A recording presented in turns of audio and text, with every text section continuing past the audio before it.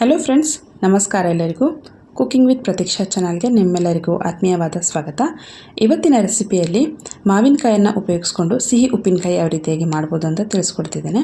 ನಾನಿಲ್ಲಿ ತೊಗೊಂಡಿರುವಂಥದ್ದು ತೋತಾಪುರಿ ಮಾವಿನಕಾಯಿ. ಇದರಿಂದ ಇನ್ಸ್ಟಂಟಾಗಿ ಸಿಹಿ ಉಪ್ಪಿನಕಾಯನ್ನು ಯಾವ ರೀತಿಯಾಗಿ ಮಾಡ್ಕೊಳ್ಬೋದು ಅಂತ ಇವತ್ತಿನ ವಿಡಿಯೋದಲ್ಲಿ ತಿಳಿಸ್ಕೊಡ್ತಿದ್ದೇನೆ. ನೋಡಿ, ನಾನಿಲ್ಲಿ ಒಂದು ತೋತಾಪುರಿ ಮಾವಿನಕಾಯಿಯನ್ನು ತೊಗೊಂಡಿದ್ದೇನೆ. ಅದನ್ನು ನೀಟಾಗಿ ತೊಳೆದು ಆಮೇಲೆ ಒರೆಸ್ಕೊಳ್ಬೇಕು. ನೀರಿನ ಅಂಶ ಇರಬಾರ್ದು ಮಾವಿನಕಾಯಿಗೆ. ನಂತರ ಇದನ್ನು ಚಿಕ್ಕ ಚಿಕ್ಕದಾಗಿ ಕಟ್ ಮಾಡ್ಕೊಳ್ಬೇಕಾಗತ್ತೆ. ನೋಡಿ, ನಾನಿಲ್ಲಿ ಒಂದು ಮಾವಿನಕಾಯಿನ ತೊಗೊಂಡಿದ್ದೇನೆ. ಅದನ್ನು ಈ ರೀತಿಯಾಗಿ ಚಿಕ್ಕ ಚಿಕ್ಕದಾಗಿ ಕಟ್ ಮಾಡ್ಕೊಂಡಿದ್ದೇನೆ. ಬನ್ನಿ ಹೇಗೆ ಮಾಡೋದು ಅಂತ ನೋಡೋಣ. ಮೊದಲಿಗೆ ಗ್ಯಾಸ್ ಸ್ಟವ್ ಮೇಲೆ ಒಂದು ಪಾತ್ರೆನ ಇಟ್ಕೊಳ್ಬೇಕು. ಅದು ಸ್ವಲ್ಪ ಬಿಸಿಯಾದ ನಂತರ ಅದಕ್ಕೆ 2 ಚಮಚದಷ್ಟು ಸಾಸಿವೆ, ಹಾಗೆಯೇ 1 ಚಮಚದಷ್ಟು ಮೆಂತ್ಯನ ಹಾಕಿ ಲೋ ಫ್ಲೇಮಲ್ಲಿ ಇಟ್ಟು ಸ್ಲೋ ಆಗಿ ಹುರ್ಕೊಳ್ಬೇಕು. ಈ ರೀತಿಯಾಗಿ ಲೋ ಫ್ಲೇಮಲ್ಲಿ ಹುರಿಯೋದ್ರಿಂದ ಮೆಂತ್ಯ ಏನು ಸೀದೋಗಲ್ಲ, ಹಾಗಾಗಿ ಅದು ಕಹಿ ಬಿಡಲ್ಲ. ಹಾಗಾಗಿ ನಾವು ಇದನ್ನು ಲೋ ಫ್ಲೇಮಲ್ಲಿ ಹುರ್ಕೊಂಡ್ರೆ ಒಳ್ಳೆಯದು. ಈ ರೀತಿಯಾಗಿ ಚೆನ್ನಾಗಿ ಹುರ್ಕೊಂಡ ನಂತರ ಅದನ್ನು ಒಂದು ಪಾತ್ರೆಗೆ ತೆಗೆದಿಟ್ಕೊಂಡು ಸ್ವಲ್ಪ ತಣ್ಣಗಾದ ನಂತರ ಮಿಕ್ಸಿ ಜಾರ್ಗೆ ಹಾಕಿ ನಾವು ಡ್ರೈ ಆಗಿನೇ ಪೌಡ್ರ್ ಮಾಡ್ಕೊಳ್ಬೇಕು. ನಂತರ ಈಗ ಅದೇ ಪಾತ್ರೆಗೆ ಒಂದು ಸ್ವಲ್ಪ ಎಣ್ಣೆನ ಸೇರಿಸ್ಕೊಳ್ತಿದ್ದೇನೆ. ಎಣ್ಣೆನ ಸ್ವಲ್ಪ ಜಾಸ್ತಿನೇ ಸೇರಿಸ್ಕೊಳ್ಬೇಕಾಗತ್ತೆ. ನೋಡಿ, ಎಣ್ಣೆ ಸ್ವಲ್ಪ ಬಿಸಿಯಾದ ನಂತರ ಅದಕ್ಕೆ ಸಾಸಿವೆನ ಸೇರಿಸ್ಕೊಳ್ಬೇಕು. ನಾನಿಲ್ಲಿ 1 ಚಮಚದಷ್ಟು ಸಾಸಿವೆನ ಸೇರಿಸಿದ್ದೇನೆ. ಸಾಸಿವೆ ಸ್ವಲ್ಪ ಸೇರಿದ ನಂತರ 1 ಚಮಚದಷ್ಟು ಜೀರಿಗೆನ ಕೂಡ ಸೇರಿಸ್ತಾ ಇದ್ದೇನೆ.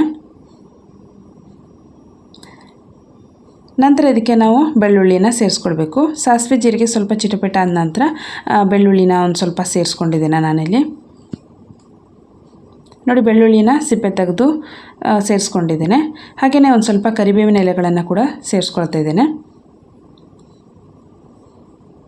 ನಿಮಗೆ ಬೆಳ್ಳುಳ್ಳಿ ಫ್ಲೇವರ್ ಇಷ್ಟ ಆಗಿಲ್ಲ ಅಂದರೆ ಸ್ಕಿಪ್ ಮಾಡ್ಬೋದು. ಕರಿಬೇವಿನ ಎಲೆಗಳನ್ನು ಕೂಡ ಸೇರಿಸಿದ ನಂತರ ಇದನ್ನು ಚೆನ್ನಾಗಿ ಫ್ರೈ ಮಾಡ್ಕೊಳ್ಬೇಕು.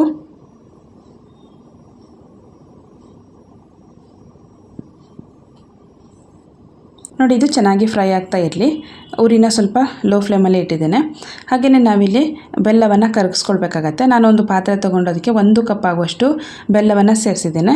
ಬೆಲ್ಲಕ್ಕೆ ಒಂದು ಸ್ವಲ್ಪ ನೀರನ್ನು ಸೇರಿಸಿ ಬೆಲ್ಲ ಸ್ವಲ್ಪ ಕರಗಬೇಕು. ಪಾಕ ಏನು ಬರೋದು ಬೇಡ, ಸ್ವಲ್ಪ ಕರಗಿದ್ರೆ ಸಾಕು. ನಂತರ ಈ ಹುರಿದಿಟ್ಕೊಂಡಿರುವ ಪದಾರ್ಥಕ್ಕೆ ನಾವು ಇಂಗನ್ನು ಸೇರಿಸ್ಕೊಳ್ಬೇಕಾಗತ್ತೆ.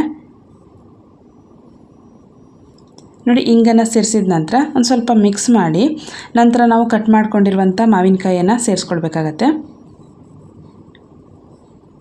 ನೋಡಿ, ಮಾವಿನಕಾಯಿಯನ್ನು ಸೇರಿಸಿದ ನಂತರ ಆಮೇಲೆ ಚೆನ್ನಾಗಿ ಮಿಕ್ಸ್ ಮಾಡ್ಕೊಳ್ಬೇಕು. ಈ ರೀತಿಯಾಗಿ ಚೆನ್ನಾಗಿ ಮಿಕ್ಸ್ ಮಾಡೋದ್ರಿಂದ ಎಣ್ಣೆಯಲ್ಲಿ ಒಂದು ಸ್ವಲ್ಪ ಫ್ರೈ ಆಗುತ್ತೆ. ನಂತರ ಇದಕ್ಕೆ ಉಪ್ಪನ್ನು ಸೇರಿಸ್ಕೊಳ್ಬೇಕಾಗತ್ತೆ. ನಾನಿಲ್ಲಿ 1.5 ಚಮಚದಷ್ಟು ಉಪ್ಪನ್ನು ಸೇರಿಸಿದ್ದೇನೆ. ಉಪ್ಪನ್ನು ಸೇರಿಸಿದ ನಂತರ ಪುನಃ ಚೆನ್ನಾಗಿ ಮಿಕ್ಸ್ ಮಾಡ್ಕೊಳ್ಬೇಕು. ನಂತರ ಇದಕ್ಕೆ ಕರಗಿಸ್ಕೊಂಡಿರುವಂಥ ಬೆಲ್ಲದ ನೀರನ್ನು ಸೇರಿಸ್ಕೊಳ್ಬೇಕಾಗತ್ತೆ. ನೋಡಿ, ಬೆಲ್ಲದಲ್ಲಿ ಏನಾದರೂ ಕಸ ಇದ್ದರೆ ನೀವು ಅದನ್ನು ಶೋಧಿಸ್ಕೊಂಡು ಸೇರಿಸ್ಕೊಳ್ಬೋದು. ನಾನು ತೊಗೊಂಡಿರುವಂಥ ಬೆಲ್ಲ ಕ್ಲೀನಾಗಿರೋದ್ರಿಂದ ನಾನು ಹಾಗೆಯೇ ಸೇರಿಸ್ತಾ ಇದ್ದೇನೆ. ಬೆಲ್ಲದ ನೀರನ್ನು ಸೇರಿಸಿದ ನಂತರ ಪುನಃ ಚೆನ್ನಾಗಿ ಮಿಕ್ಸ್ ಮಾಡಿಕೊಂಡು ಒಂದು ಸ್ವಲ್ಪ ಕುದಿಲಿಕ್ಕೆ ಬಿಡಬೇಕು. ಈ ರೀತಿಯಾಗಿ ಕುದಿ ಬಂದವಾಗ ನಾವು ಇದಕ್ಕೆ ಖಾರದ ಪುಡಿಯನ್ನು ಸೇರಿಸ್ಕೊಳ್ಬೇಕಾಗತ್ತೆ. ನಾನಿಲ್ಲಿ 3 ಚಮಚದಷ್ಟು ಖಾರದ ಪುಡಿಯನ್ನು ಸೇರಿಸಿದ್ದೇನೆ.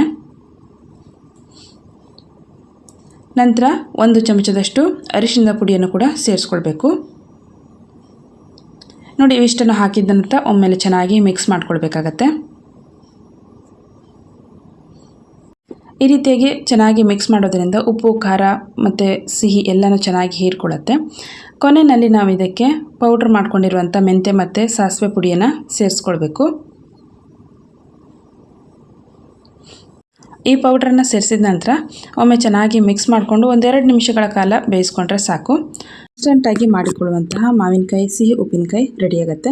ಇದನ್ನು ನೀವು ಕಡಿಮೆ ಸಮಯದಲ್ಲಿ ಕಡಿಮೆ ಪದಾರ್ಥಗಳನ್ನು ಉಪಯೋಗಿಸ್ಕೊಂಡು ಮಾಡ್ಕೊಳ್ಬೋದು. ಇವತ್ತಿನ ಈ ವಿಡಿಯೋ ನಿಮ್ಮೆಲ್ಲರಿಗೂ ಇಷ್ಟ ಆಗಿದೆ ಅಂತ ಭಾವಿಸ್ತೇನೆ. ಇಷ್ಟ ಆದರೆ ವಿಡಿಯೋಗೊಂದು ಲೈಕ್ ಮಾಡಿ, ವಿಡಿಯೋನ ಇನ್ನಷ್ಟು ಜನರ ಜೊತೆ ಶೇರ್ ಮಾಡಿ. ಹಾಗೆಯೇ ನೀವಿನ್ನು ನನ್ನ ಚಾನಲನ್ನು ಸಬ್ಸ್ಕ್ರೈಬ್ ಮಾಡಿಲ್ಲ ಅಂದರೆ ಪ್ಲೀಸ್ ಸಬ್ಸ್ಕ್ರೈಬ್ ಮಾಡ್ಕೊಳ್ಳಿ. ಈ ರೆಸಿಪಿಯನ್ನು ನೀವು ಕೂಡ ಒಮ್ಮೆ ಟ್ರೈ ಮಾಡಿ. Thank you for watching.